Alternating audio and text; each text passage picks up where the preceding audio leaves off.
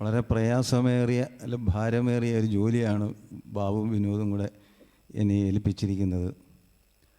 ആശാനെക്കുറിച്ച് പറയുക എന്നത്, ആശാൻ്റെ പാട്ടിനെക്കുറിച്ച് പറയാനും ആശാൻ്റെ പാട്ട് പാടാനും അത് ആശാനല്ലാണ്ട് വേറെ ആർക്കും പറ്റുമോ എന്ന് എനിക്ക് തോന്നുന്നില്ല.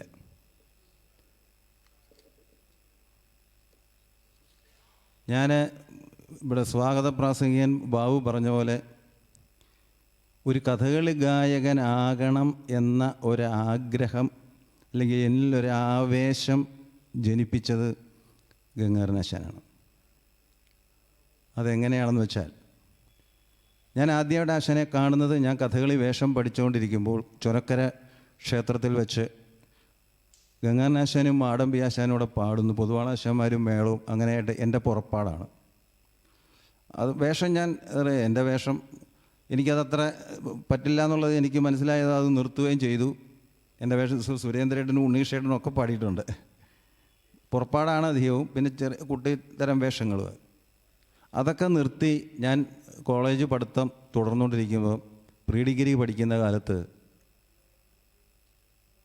ഓച്ചിറ ക്ഷേത്രത്തിലെ ഒരു കളിക്ക് എൻ്റെ അച്ഛൻ്റെ കൂടെ പാടാനായിട്ട് പോവാണ്. അപ്പോൾ കഥ ബാണയുദ്ധവും നിഴൽക്കുത്തുമാണ്. അപ്പോൾ നിഴൽക്കുത്താണ് അച്ഛന് പാടേണ്ടത്. അപ്പോൾ അച്ഛൻ്റെ കൂടെ പാടാനായിട്ട് അത്ര ഒന്നും ആയിട്ടില്ല. ഇങ്ങനെ ഞാൻ എന്താണ് പാട്ടെന്നോ സംഗീതമെന്നോ ഒന്നും എനിക്ക് അത്ര അറിയില്ല. അച്ഛൻ്റെ കൂടെ ഇങ്ങനെ പാടുന്നു എന്നുള്ളതേ ഉള്ളൂ. അങ്ങനെ അവിടെ ചെന്നപ്പോഴാണ് ഗംഗാധരനാശാനുണ്ട്. ആശാൻ്റെ കൂടെ പാടാൻ വള്ളിക്കീഴ് ശങ്കരപ്പിള്ളച്ചേട്ടന് അദ്ദേഹമാണുള്ളത്. അച്ഛൻ്റെ കൂടെ ഞാനും അങ്ങനെയാണ്. അപ്പോൾ വിളക്ക് വെച്ചപ്പം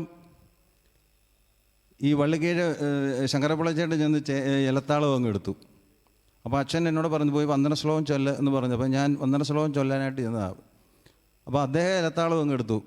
പിന്നെ ഇപ്പം ഞാൻ ഈ ചേങ്ങലയും കൊണ്ട് വയ്ക്കുക. അപ്പോൾ അദ്ദേഹം പറഞ്ഞു, പാടിക്കോ കുഞ്ഞു പാടിക്കോ എന്ന് പറഞ്ഞു. ഈ തെക്കൻ അവർ രണ്ട് പേരുണ്ട്, പ്ലാക്കോട് ദാമോദരൻ പിള്ള ആശാൻ, വള്ളിക്കീഴ് ശങ്കരപ്പിള്ളച്ചേട്ടൻ. ഇവർ അധികവും പൊന്നാനി പാടാൻ അവർ വരാറില്ല. ആര് ഏത് കുട്ടി ചെന്നാലും ശരി അവരുടെ കൂടെ ശങ്കടി പാടിക്കോളൂ. അങ്ങനെ ഞാൻ വന്ദന ശ്ലോകം ചൊല്ലി കഴിഞ്ഞപ്പോൾ ഗംഗാധരനാശാൻ കണ്ണാടിയൊക്കെ വെച്ച് വരുന്നു. കയ്യിൽ ഈ ബാണയുദ്ധം എഴുതിയതുകൊണ്ട് പേപ്പറും ഉണ്ട് അവിടെ വെച്ചു. അപ്പോൾ ആശാൻ വന്നപ്പോൾ ശങ്കരപ്പിള്ളച്ചേട്ടൻ ഈ ഇലത്താളെ എന്നെ പിടിച്ച് ഏൽപ്പിച്ചിട്ട് അദ്ദേഹം അങ്ങ് മാറി. ഞാൻ ഈ പുറപ്പാട് മേളപ്പദമൊക്കെ അങ്ങനെ കുറച്ച് അച്ഛൻ്റെയൊക്കെ കൂടെ പാടിയിട്ടുള്ള എനിക്ക് യാതൊരു പരിചയമില്ല. എന്താ പാടുന്ന ഒന്നും എനിക്കറിയില്ല. അങ്ങനെ ആശാൻ്റെ കൂടെ കുറേ പാടി ഈ പുറപ്പാട് മേളപ്പദമായപ്പം ഈ മേളപ്പദത്തിൻ്റെ കുസുമചയ രചിത ശുചി അല്ല ഞാൻ പഠിച്ചിരിക്കുന്നത്. തെക്കൻ മധുമുദിത മധുപകുല കലിത രാവേ എന്നൊരു ചരണമുണ്ട്. അതാണ് അവരൊക്കെ പാടാറ് വാചസ്പതി രാഗത്തിൽ. അപ്പോൾ ആശാൻ പാടിയത് ഈ കുസുമജയാണ്. അപ്പോൾ എനിക്കത് സാഹിത്യം അത്ര വശമില്ല. എങ്ങനെയൊക്കെയോ എന്തൊക്കെയോ ഞാൻ പാടി. ആശാൻ എന്നെ ഇടയ്ക്ക് നോക്കുന്നുണ്ട്. അങ്ങനെ പുറപ്പാട് മേളപ്പദം കഴിഞ്ഞു. അങ്ങനെ ഞാൻ അങ്ങോട്ട് മാറി നിന്നപ്പോൾ എന്നോട് വിളിച്ച് പറഞ്ഞു, ഉഷയിത്രലേ ആകുമ്പോൾ നീ അങ്ങ് വരണേന്ന് പറഞ്ഞു. അപ്പോൾ ആശാനോട് ഞാൻ പറഞ്ഞു, ആശാനെ എനിക്ക് അത്ര പാടി പരിചയമൊന്നുമില്ല, ഞാൻ കോളേജിൽ പഠിച്ചുകൊണ്ടിരിക്കുക. അത് കുഴപ്പമില്ല, നീ അങ്ങ് വന്നാൽ മതിയാണ്, ഞാൻ എഴുതിക്കൊണ്ട് വന്നിട്ടുണ്ട്, അത് നോക്കി അങ്ങ് പാടിയാൽ മതിയെന്ന് പറഞ്ഞു. അങ്ങനെ ഉഷയിത്രലേ ആയപ്പോൾ ഞാൻ ചെന്നു. എന്നെക്കൊണ്ട് ഒക്കുന്ന പോലെയൊക്കെ ആശാൻ എന്താ പാടിയതെന്നോ ഏതൊക്കെ രാഗമാണോ അതൊന്നും എനിക്കറിയില്ല. ഇടയ്ക്കിടയ്ക്ക് എന്നെ നോക്കുന്നുണ്ട്, ചിരിക്കുന്നുണ്ട്, പക്ഷെ ദേഷ്യമില്ല. അങ്ങനെ ആ കഥ കഴിഞ്ഞ് ആശാൻ അവിടെ ഒരു ബെഞ്ചിൽ ഇങ്ങനെ തല ചായച്ച് ഇങ്ങനെ അവിടെ കിടക്കുമ്പോൾ ഞാൻ അങ്ങോട്ട് പോയപ്പോൾ എന്നെ വിളിച്ചു. എടാ ഇനി വന്നിരുന്നു, നീ എന്തെടുക്കുക? ഞാൻ പറഞ്ഞു, ഞാൻ കോളേജിൽ പ്രീ ഡിഗ്രിക്ക് പഠിക്കുക. അപ്പോൾ അടുത്ത വലയാശാൻ പറയാം, നീ അതങ്ങ് കളാ, എന്നിട്ട് നീ കലാമണ്ഡലത്തിൽ വന്ന് നമ്പിയാശാൻ ഒരു ദക്ഷിണ കൊടുക്ക്, എന്നിട്ട് നിന്നെ ഞാൻ പാട്ട് പഠിപ്പിച്ചോളാം. ഇതാണ് എടുത്ത വയലെ ആശാൻ പറഞ്ഞത്. ഈ നമ്പിയാശാൻ എന്ന് പറഞ്ഞാൽ എനിക്ക് മനസ്സിലായി, നമ്പീശനാശാനാണെന്നൊന്നും എനിക്ക് മനസ്സിലായില്ല. ഞാൻ വീട്ടിൽ വന്ന് അച്ഛനോട് പറഞ്ഞപ്പോഴാണ് പറഞ്ഞ് നമ്പീശനാശാനാണെന്ന് പറഞ്ഞു. പക്ഷേ ഞാൻ വീട്ടിൽ വന്ന് എനിക്ക് അന്നേരമൊന്നും ഒന്നും തോന്നിയില്ല. തന്നെയുമല്ല, അന്ന് ഗംഗാധരനാശാനോടല്ല ശരിക്കും ഈ ഒരു സംഗീതത്തോട് ഒരു എന്താ പറയുക, ഒരു ഇഷ്ടമൊന്നും തോന്നിയിരുന്നു. കാരണം അക്കാലത്ത് എമ്പ്രാന്തിരി ആശാൻ്റെ ആ ഒരു തരംഗം തെക്കനാട്ടിൽ ഇരിക്കുന്നൊരു കാലമാണ്. അപ്പോൾ എമ്പ്രാന്തിരി ആശാൻ്റെ പാട്ടിനോടാണ് പൊതുവെ ഒരു താല്പര്യം. ഗംഗാധരനാശാൻ്റെ പാട്ട് എന്താണെന്ന് അത് മനസ്സിലാക്കാനുള്ള ഒരു അറിവൊന്നും ഉണ്ടായിട്ടില്ല. അപ്പോൾ ഞാനിത് വീട്ടിൽ പറഞ്ഞപ്പോൾ സത്യതയെ എൻ്റെ അച്ഛനോ എൻ്റെ ഏട്ടന്മാരോ ഒന്നും സമ്മതിച്ചില്ല. ഒടുക്കം ഞാൻ വഴക്കായി എന്നെ പിന്നെ സംഗീതം പഠിക്കാനായിട്ട് ഗാനഭൂഷണത്തിൽ പറഞ്ഞു വിട്ടത്. അതങ്ങനെ അങ്ങ് കഴിഞ്ഞു. അതൊക്കെ കഴിഞ്ഞ് പിന്നെ ഞാൻ ഗംഗാധരനാശാനെ കാണുന്നത് ഇതിൻ്റെ ഇടയ്ക്ക് പല പല കളികൾക്കും കൂടെ കുറേശ്ശെ പാടി ഒക്കെ കണ്ടു. അത്യാവശ്യം എന്താണ് സംഗീതമെന്ന് മനസ്സിലാക്കി, എന്താണ് പാടുന്നതെന്ന് മനസ്സിലാക്കി, മറ്റുള്ളവർ പാടുന്നത് എന്താണെന്ന് മനസ്സിലാക്കി നടക്കുന്ന ഒരു കാലത്താണ് സുരേന്ദ്രേട്ടൻ എന്നെ സുരേന്ദ്രേട്ടന് പകരമായിട്ട് ഗംഗാധരനാശാൻ്റെ കൂടെ പാടാനായിട്ട് എന്നെ പറഞ്ഞയച്ചു. അഞ്ചൽ കടമാങ്കോട് ക്ഷേത്രം എന്ന് പറയും. നളയരുത് 1-ാം ദിവസമാണ്. തെക്കനാട്ടിലെ പ്രമുഖരായ എല്ലാ നടന്മാരും ഉണ്ട്. ചെല്ലപ്പൻപിള്ളി ആശാൻ്റെ നളൻ, മാത്തു അല്ല ഓയൂർ കൊച്ചുകൊന്നപ്പിള്ളി ആശാൻ്റെ ഹംസം, ചിറക്കര മാധവൻകുടിച്ചൻ്റെ ദമയന്തി, അരിപ്പാട്ട് രാമകൃഷ്ണ ആശാൻ്റെ ദുര്യോധനൻ, അങ്ങനെ ഒരു കളി. അപ്പോൾ ഗംഗാധരനാശാനും ഞാൻ പകരത്തിന് പോയതാണ്. എന്നെ സുരേന്ദ്രേട്ടൻ പറഞ്ഞു, മയ്യനാട്ടുള്ള ആരോട് എഴുത്ത് തന്നു വിട്ട് എന്നെ പറഞ്ഞു വിട്ടതാണ്. പിന്നെ മൂന്നാമതൊരാളുള്ളത് ജയകുമാറാണ്, കലാവേദി ജയകുമാർ, സുരേന്ദ്രേട്ടൻ്റെ ശിഷ്യൻ തന്നെ. അവിടെ അങ്ങനെ 1-ാം ദിവസം ഗംഗാധരനാശാൻ്റെ കൂടെ പാടി. അത്യാവശ്യം എനിക്ക് എന്താണ് ആശാൻ പാടുന്നതെന്ന് മനസ്സിലാക്കാനുള്ള ഒരു അറിവൊക്കെ അന്നായിട്ടുണ്ട്. ആശാൻ പാടുന്ന പോലെ പാടാനൊന്നും പറ്റിയിട്ടില്ല. ആശാൻ്റെ ആരാധകർ 2-3 പേര് ഈ സൈഡിൽ ബെഞ്ചിൽ ഇരിപ്പുണ്ട്. Anchal Balakrishnapillai sir, Anchal Gopi sir, Anchal Sadhudas sir. Sadhudas എന്ന് പറയുന്നത് നമ്മുടെ വിനോദിൻ്റെ അച്ഛൻ. അപ്പോൾ അവർ കളി കാണുകയല്ല ശരിക്കും. ഇവിടെ ഇരിക്കുന്നു, അവരിവിടെ ബെഞ്ചിൽ ഇങ്ങനെ ഇരിക്കുന്നത്. ഇങ്ങനെ ഗംഗാധരനാശാനെ ഇങ്ങനെ പ്രോത്സാഹിപ്പിച്ചുകൊണ്ടേ ഇരിക്കുക. അതിനനുസരിച്ച് ആശാൻ ഗംഭീരമായിട്ട് പാടുകയാണ്. എനിക്ക് അന്നത്തേതിൽ ആകെ ഓർമ്മയുള്ളത് ഒരു നാഗഗാന്ധാരി അന്ന് പാടി. ഹന്ദ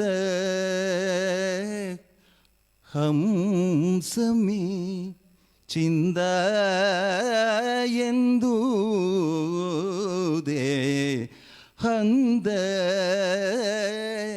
ഹംസമേ, ആ ഹംസമേ എന്നൊക്കെ പറഞ്ഞ് അതിപ്പോഴും മനസ്സിൽ കിടപ്പുണ്ട്.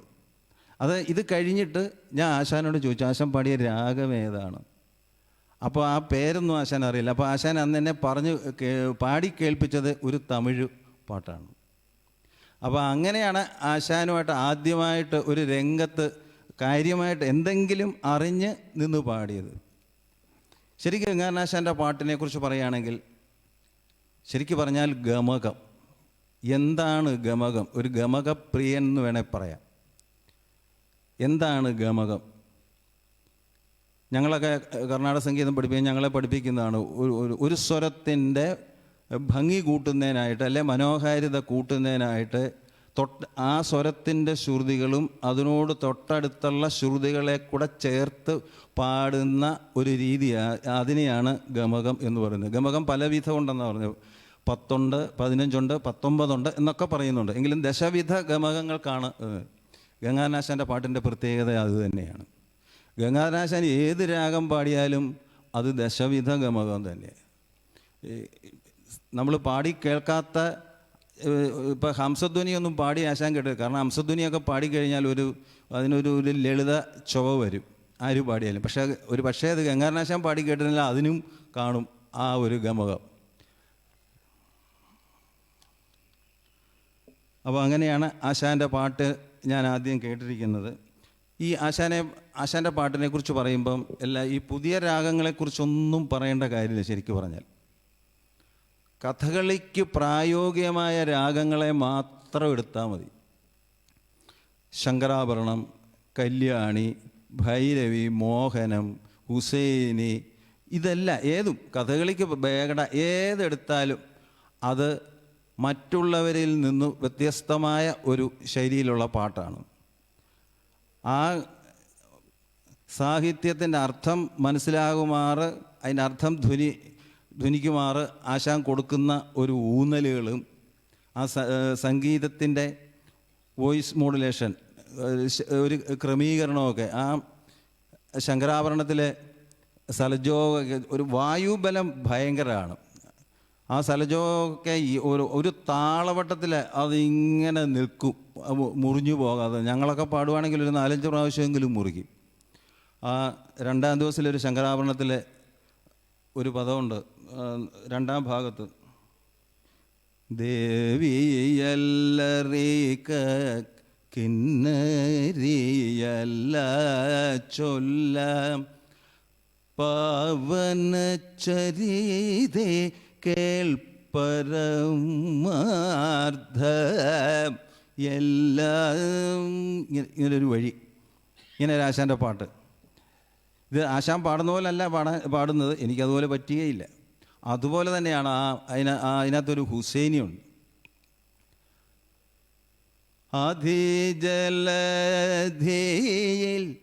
മുഴുകിയൽ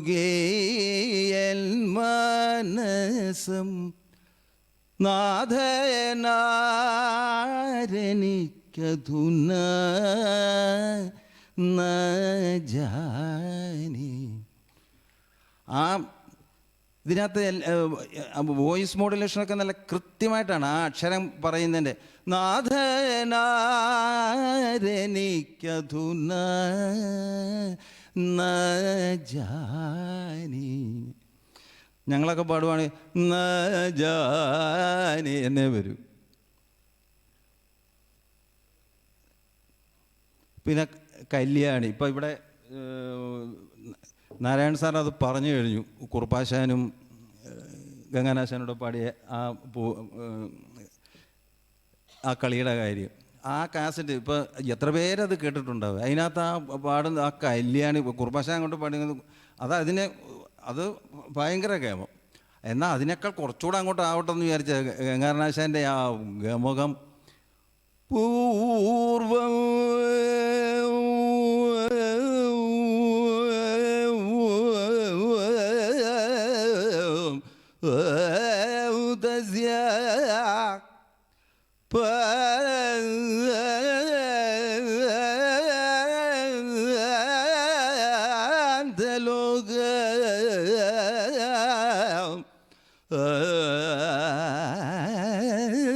ഇങ്ങനൊരു പോക്കാണ്. ഇതാരെക്കൊണ്ട് പറ്റുന്നത്? ഇങ്ങനെ നിറച്ച് ആ ശ്രുതികളെ എല്ലാം ഇങ്ങനെ അങ്ങോട്ട് ഓരോ സ്വരത്തിൽ അത് ഇങ്ങനെ പോകുമ്പോൾ ഇങ്ങനെ നിറച്ച് കൊണ്ടുപോയി പാടുന്നത്. അത് എവിടെ കൊണ്ട് എത്തിക്കുക?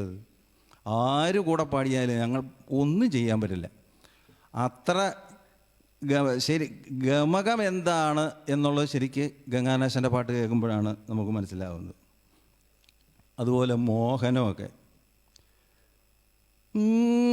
സദനയ സ്വപതയതി സകലം പാർക്കിലദ്യാവി. ഇങ്ങനൊരു വഴിയാണ് ഈ മോഹനമൊക്കെ പാടുമ്പോൾ. ഇതെവിടെ പാടിയാലും ഉണ്ടാവും. ഭൂവൻ എന്തിങ്ങു വന്നിടുവാനെന്നു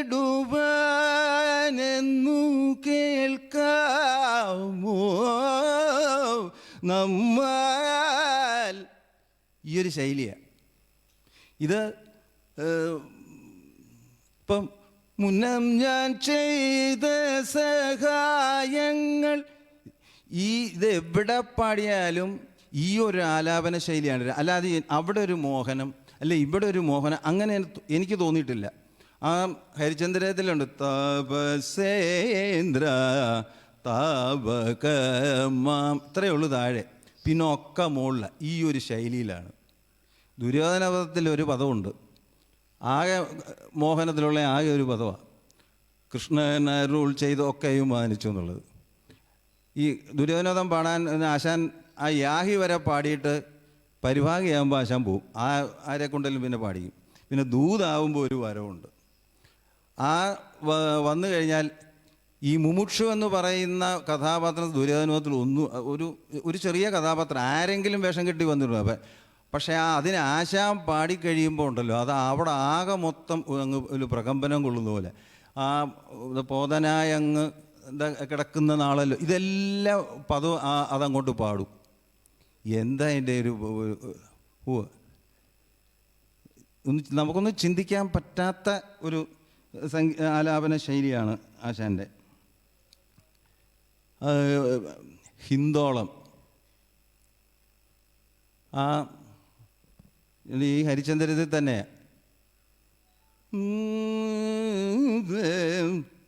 സഖിക്കുമോ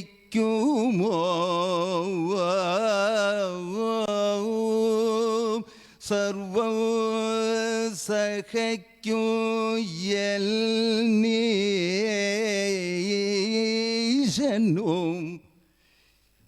ഇതങ്ങോട്ട് വായു അങ്ങോട്ട് കൊടുത്ത് നിർത്തിയിട്ട് ഈ അഭിനയിക്കുന്ന നടനെ ഒരൊറ്റയാൾ ശ്രദ്ധിക്കില്ല. ഇത് ഒരിക്കൽ പള്ളിമൺ ക്ഷേത്രത്തിൽ വെച്ചിട്ടുണ്ടായിരുന്നു. ആളുകൾ തിങ്ങി നിൽക്കുക. അപ്പോൾ ഈ ശ്രദ്ധ മുഴുവൻ ഈ ആശാനിലേക്കാണ് പോകുന്നത്. ആ മകനെയും എല്ലാവരും ഇപ്പോൾ ശുഭവന്തരാളി ഈ ദുഃഖം കണ്ടാൽ ഉടൻ എല്ലാവരും പ്രയോഗിക്കുന്നത്. ആശാന് അങ്ങനെയൊന്നുമില്ല. പുഷ്കര നീ വഴുതേക്കും പാടും അഹീർ വൈരാവി മകനേ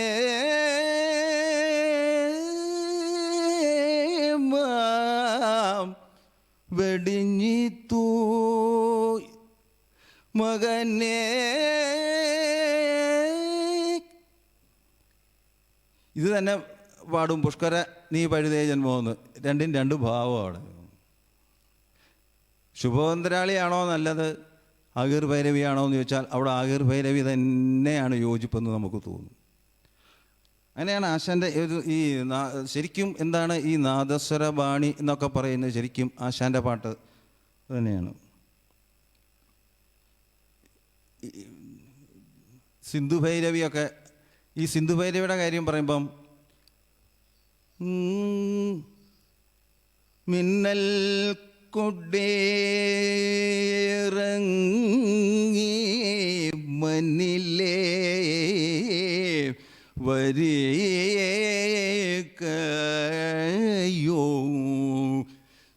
വിധുമണ്ഡല വിറങ്ങി ക്ഷിതിയിലേ പോരേക്കയോ. ഇങ്ങനെ ഒരു ശൈലിയാണ്.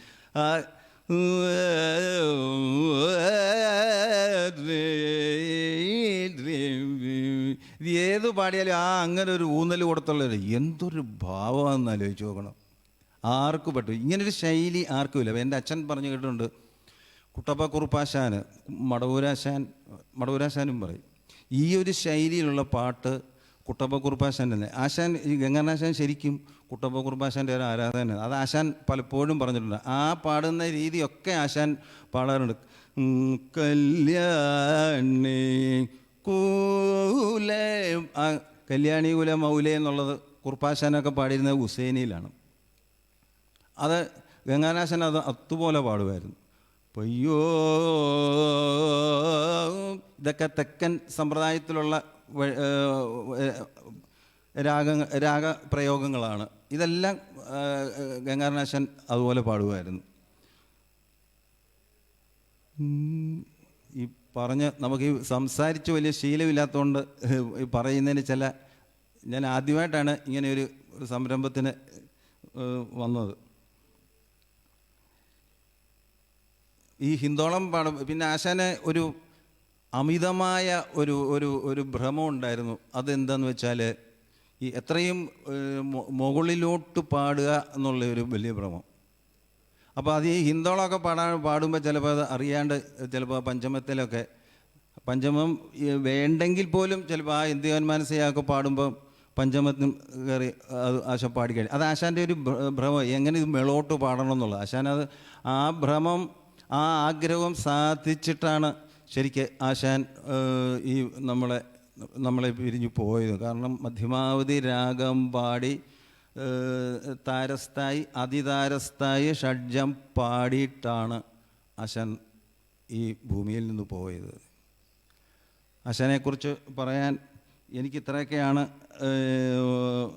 ഓർമ്മ വരുന്നത്. ഇങ്ങനെ സംസാരിച്ച് മറ്റൊരാളോടൊക്കെ ഉണ്ടെങ്കിൽ എവിടെയൊക്കെ ഓർമ്മ വരാം. ഇത്രയൊക്കെയാണ് എനിക്ക് ഓർമ്മ വരുന്നത്. ശരിക്ക് ഞാൻ മനസ്സിലാക്കിയ വെച്ച് നോക്കുമ്പോൾ ഒരു കഥകളി ഗായകൻ എങ്ങനെയാവണം, അല്ലെങ്കിൽ ഒരു കഥകളി സംഗീതം എങ്ങനെ വേണം എന്ന് ചോദിച്ചാൽ, ഇപ്പോൾ ഗംഗാധരനാശാൻ്റെ പാട്ട് അതികേമാണ്. ഭാവം എന്താണ്, ഭാവം, ലയം, അതിൻ്റെ ഗരിമ, ഇതൊക്കെ എന്താണെന്നുള്ളത് സംശയമൊന്നുമില്ലാത്ത കാര്യം. പക്ഷെ എന്നിരുന്നാലും ആശാനുള്ളൊരു കുഴപ്പം എന്താണെന്ന് വെച്ചാൽ, ആശാൻ അത് ഈ നല്ലത് പറയുമ്പം പറഞ്ഞാൽ മാത്രം പോരാല്ലോ. പക്ഷേ ഒരു 10 ദിവസം അടുപ്പിച്ച് ഒരു കളി വന്നാൽ, ഒരു 10 കളിക്ക് പാടിയാൽ ആശാന് ഒരു 2-3 കളിക്കാണ് നന്നായി പാടുന്നത്. ഒരു ശബ്ദം സൂക്ഷിച്ചു വെക്കുക എന്നൊരു ആശാൻ അങ്ങനൊരു ചിന്തയേ ഇല്ല. പാടാൻ പറ്റുന്ന ദിവസം എങ്ങനെയാണോ അത് നിന്നങ്ങ് പാടും. 2-ാം ദിവസമൊക്കെ കുവലയവിലോചന മുതൽ കാട്ടാളം വരെ ഒറ്റ നിപ്പിൽ നിന്ന് പാടും. കലിക്ക് പോലും കൂടെ പാടാൻ മറ്റുള്ളവർക്ക് കൊടുക്കൂല എന്ന് വെച്ചാൽ ആ ആഗ്രഹമാണ്. ശബ്ദം തെളിഞ്ഞു കഴിഞ്ഞാൽ നിന്നങ്ങ് പാടുക എന്നുള്ള ഒരു ഒറ്റ ആഗ്രഹമേ ഉള്ളൂ. അത് കഴിഞ്ഞാൽ പ്രതിഫലം പോലും എന്താണെന്ന് നോക്കില്ല. കാരണം അത്രയ്ക്ക് ഇതിനോടുള്ള ഒരു ആഗ്രഹമായിരുന്നു ആശാന്. അപ്പോൾ 10 കളിയുണ്ടെങ്കിൽ ചിലപ്പോൾ 2-3 ദിവസമേ അങ്ങനെ വരുമ്പോൾ നന്നാവും. ഈ ശൈലിയിലുള്ള ഒരു പാട്ടിന് ഉള്ള കുഴപ്പം എന്താണെന്ന് വെച്ചാൽ, ഇങ്ങനെ വായു ബലം കൊടുത്ത് പാടുന്ന ഇതിൻ്റെ ശബ്ദത്തെ നിലനിർത്താൻ സത്യത്തിൽ ബുദ്ധിമുട്ടാണ്. അപ്പോൾ ഇത് തന്നെയാണ് ചേർത്തല കുട്ടപ്പക്കുറുപ്പാശാന് പറ്റിയെന്നും പറഞ്ഞത്. ഇപ്പോൾ ഗംഗാധരനാശാൻ്റെ, ഇപ്പോൾ എൻ്റെ അച്ഛൻ ഞാൻ വേറെ കളിക്ക് പോയിട്ട് വരുമ്പോൾ ചോദിക്കും, ഇനി ഇന്നലെ ആരുടെ കൂടെ പാടിയ, അപ്പോൾ ഞാൻ പറയും ഇന്നലെ ഗംഗാധരനാശാൻ്റെ. ഈ കടമാങ്കോട് കളി കഴിഞ്ഞ് ഞാൻ വീട്ടിൽ ചെന്നപ്പോൾ പറഞ്ഞു, ഇങ്ങനെ അച്ഛൻ ഇങ്ങനെ ഒരു പാട്ട്, ആശാൻ ഇങ്ങനെ ഒരു പാട്ട് പാടിയത്. അപ്പോൾ അച്ഛൻ പറഞ്ഞതാണ്, ചേർത്തല കുട്ടപ്പക്കുറുപ്പിന് ശേഷം ഒരു പാട്ട് എന്താണെന്ന് നമുക്ക് കേൾക്കണമെങ്കിൽ അത് ഗംഗാധരൻ്റെ പാട്ട് കേട്ടാലേ ഉള്ളൂ. പക്ഷെ പിന്നെ അച്ഛൻ ഒന്നിനോട് പറഞ്ഞു, ഗംഗാധരൻ്റെ കൂടെ പാടുന്നതൊക്കെ കൊള്ളാം, ശബ്ദം സൂക്ഷിക്കണം. അതങ്ങനെ അത് എൻ്റെ അച്ഛൻ ഒരു മകനോട് പറയുന്ന ഒരു കരുതൽ എന്ന് കരുതിയാൽ മതി. അപ്പോൾ ഈ ശൈലിക്കുള്ള പാട്ടിലുള്ള ഒരു കുഴപ്പം ഒരു പക്ഷേ അതാവാം ശബ്ദത്തെ കീപ്പ് ചെയ്യുക എന്നുള്ളത്. അത് എന്നും ഒരേപോലെ പാടണമെന്നും അത് അല്ലെങ്കിൽ ഈ പ്രതിഫലം ശരിക്ക് പറഞ്ഞു വാങ്ങിക്കണമെന്നോ അങ്ങനെയൊന്നുള്ളത് യാതൊരു ചിന്തയും ആശാനുണ്ടായിട്ടില്ല, ഉണ്ടായിട്ട് തോന്നിയിട്ടേ ഇല്ല നമുക്ക്. ഇപ്പം ഞാൻ പറഞ്ഞതൊന്നും അതല്ല, എൻ്റെ ഒരു കാഴ്ചപ്പാട് പറയാണ്. അത് എൻ്റെ മാത്രമാണ്, എൻ്റെ അറിവ് കൊണ്ടും പറയുന്നതാണ്. ഒരു കഥകളി ഗായകൻ എങ്ങനെയാവണം, ഒരു കഥകളി സംഗീതം എങ്ങനെ വേണം എന്നുള്ളത് ഞാൻ ചിന്തിക്കുമ്പോൾ നമുക്ക് കിട്ടുന്ന എനിക്ക് തോന്നുന്ന ഒരു കാര്യം പറഞ്ഞാൽ, ഗംഗാധരനാശാൻ്റെ ഭാവലയ ഗരിമ, ഹൈദരലി ആശാൻ്റെ അരങ്ങ് നടത്തിപ്പോകാനുള്ള ഒരു കഴിവ്, അത് എന്ന് വെച്ചാൽ ഏതൊരു നടൻ വന്നുകൊള്ളട്ടെ, അത് ഏത് സമ്പ്രദായമായിക്കൊള്ളട്ടെ, അത് ആരും ആയിക്കൊള്ളട്ടെ, അവരുടെ പ്രവൃത്തിക്ക് അനുയോജ്യമായി പാടുക എന്ന അത് അരങ്ങ് നടത്തിപ്പിൻ്റെ ഒന്ന്. മാടമ്പി ആശാൻ്റെ നിഷ്കർഷ, ഒരു ശ്ലോകങ്ങൾ എങ്ങനെ പാടണം, ഓരോ രാഗത്തിലുള്ള ശ്ലോകങ്ങൾ അത് എങ്ങനെ പാടണം, അതിൻ്റെ 1-ാമത്തെ വരി എവിടെ തുടങ്ങണം, എവിടെ നിർത്തണം, 2-ാമത്തെ വരി, അങ്ങനെ ഓരോ വരികളും, അതുപോലെ ആ ദണ്ഡകം ചൊല്ലുന്നത്, എന്തും പദങ്ങൾ മുറിച്ച് പാടുമ്പോൾ ഉണ്ടാകുന്ന. അപ്പം ഇത് 3ഉം കൂടെ ചേർന്ന ഒരു കഥകളി സംഗീതം ആണ് ശരിക്കും വേണ്ടത് എന്ന് ഇതെൻ്റെ മാത്രമാകട്ടോ എന്ന് വിചാരിച്ച് അതിൻ്റെ അപ്പുറത്ത് എമ്പ്രാന്തിയാശാൻ, ഹരിദാസേട്ടൻ, കുറുപ്പാശാൻ, അങ്ങനെ പലരും ഉണ്ട്, ഉണ്ണികൃഷ്ണേട്ടൻ, എല്ലാവരും ഉണ്ട്. ഞാൻ ആരെയും അങ്ങനെ കുറച്ച് എന്ന് പറയുന്നതല്ല. പക്ഷെ എൻ്റെ മാത്രം ഒരു കാഴ്ചപ്പാടാണിത്. ഇതെൻ്റെ മാത്രം ഒരു കാഴ്ചപ്പാടാണ്. ഇത്രയാണ് എനിക്ക് പറയാനുള്ളത്. എനിക്ക് വലിയ സംസാരിച്ച് വലിയ ശീലമില്ല, ഇത്രയൊക്കെയാണ് പറയുന്നത്.